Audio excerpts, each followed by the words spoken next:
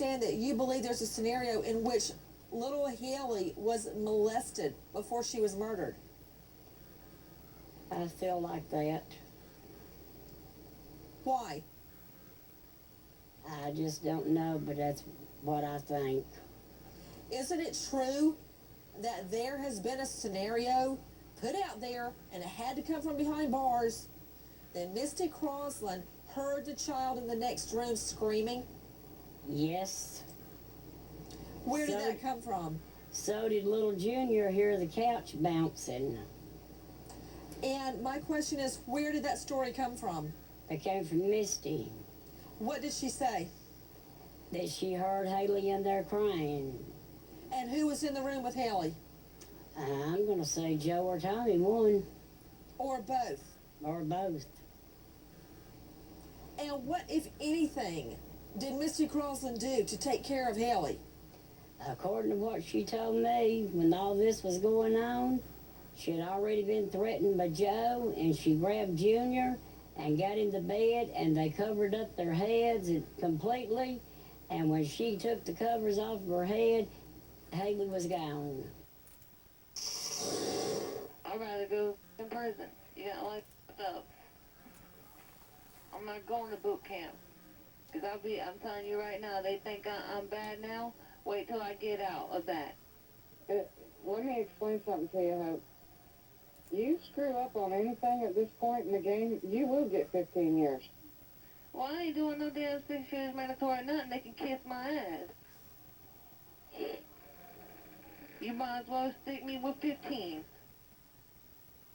That's Hope Sykes in court just a couple of hours ago. Oop, did I say that? Yeah, you said it. And now you've got 15 years behind bars. Bottom line, what does it mean in the search for Haley? What does it mean to Misty Crosland, who actually thought she was going to get probation? Straight out to a special guest joining us, Jim Werder.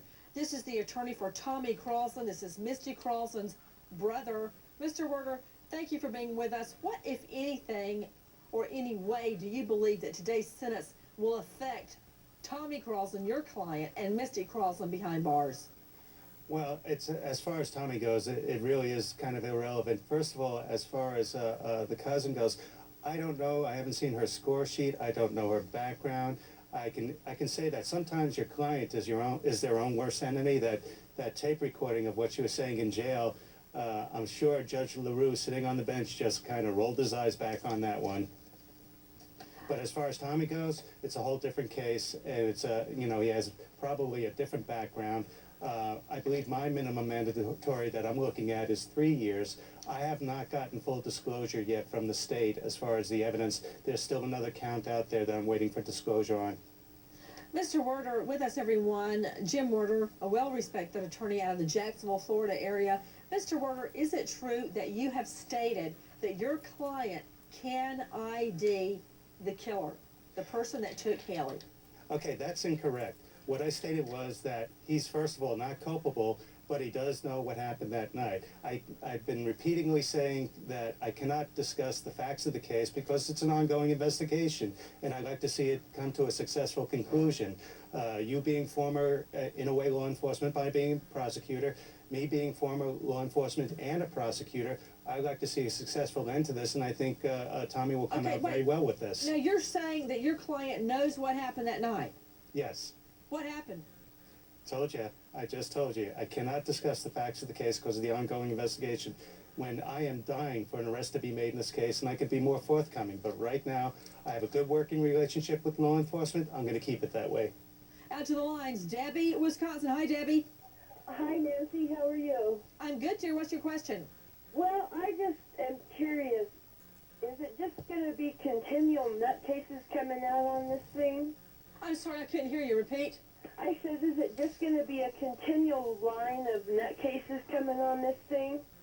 I mean, I never even heard of this Sykes girl till today.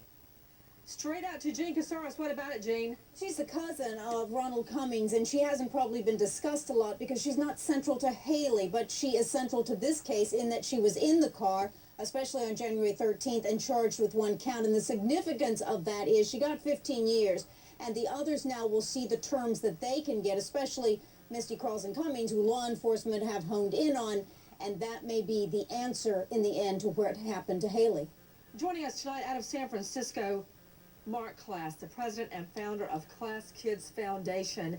Mark, where does this all leave us? What happened in court in the last few hours in the search for Haley? What happened to Haley? Is he there? That's the money question, isn't it? And everything that's happening is about that question. And I think, Nancy, that unless somebody turns rather quickly on this case may never be solved. And these people will spend years, if not decades, behind bars. But based upon past histories and their failure to have any kind of family loyalty, I suspect that both Tommy and Misty are right now trying to figure what they can do to turn this to their advantage so that they can disclose what happened to Haley and get out of having to spend all of those years behind bars, if that's possible. To Dr. Patricia Saunders, clinical psychologist, joining us out of New York. You saw Sykes' demeanor in court, all right? And juxtapose that against what she was saying behind bars. Well, she presents as a defiant, aggressive, sociopathic 12-year-old, and then as the innocent, sobbing little girl. And this is somebody who is really a sociopath and who has a defiant bravado that we see in much older, hardened criminals. Well, what do you make of the fact that these two were running buddies? Sykes is a running buddy of Misty Carlson's. Don't you think at some And point Ronald Carlson discussed Cummings? Haley's disappearance with her? Jeez. I would expect that she might have bragged to Sykes. I don't know that she would have discussed anything as a confidant because she's pretty close-lipped. Back to the lines. Lisa in Tennessee. Hi, Lisa. Hello. Hi, dear. What's your question? Yes. Misty, do you think it's possible that she was so jealous of Haley that she wanted to be with Ronald Cummings and wanted Misty out of the picture? Excellent question. What about it, Dr. Saunders?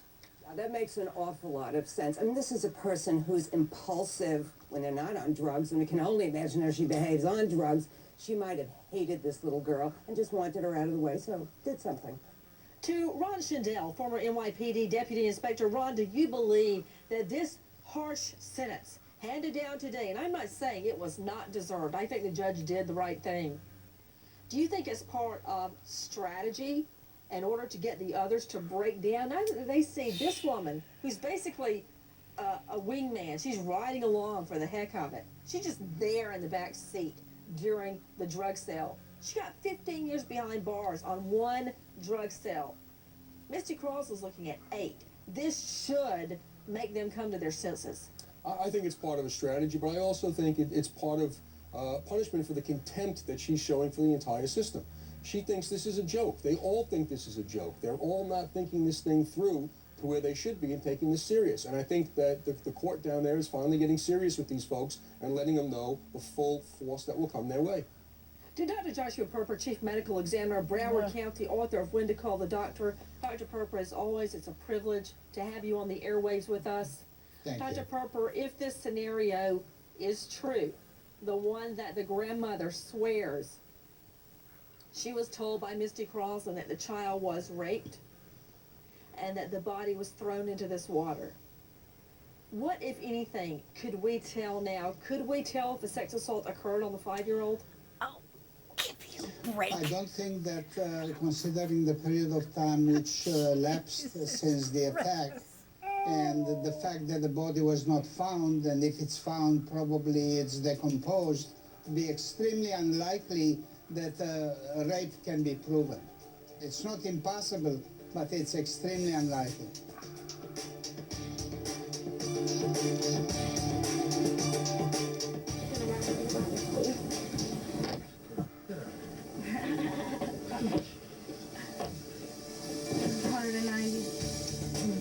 Yeah. 7 other people, it's actually 189. Well, yeah, 189. There's 27 of them. I got 27 of them? Yeah. Okay.